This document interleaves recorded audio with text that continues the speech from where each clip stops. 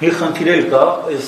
թվական տվյալների կողմից ներկայացնում ենք, մի խնդիր կա, դա թերսնվածության մակարդակն է։ Թերսնվածության մակարդակը մեր երկրում 13-14 թվականի 4.5%, արդեն 17 թվականի 9.5%, եւ այդ ցուցանիշը ավելի բարձր է, սա խայտարակ իրողություն է։ Հարգելի ընկերներ, ես ուզում եմ ասել հետեւյալը, որ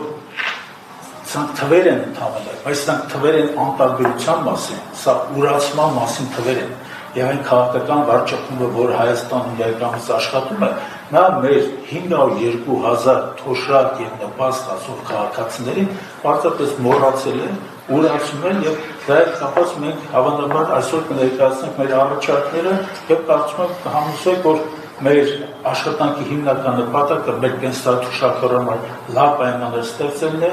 առողջացնելու, որպեսզի այդ մարդիկ ունենան, որպեսզի հնարավորություն ունենան եւ որպեսզի ծառայությունները լիարժեք երկրում, որոնք կան նրանք դրանց զոհվել։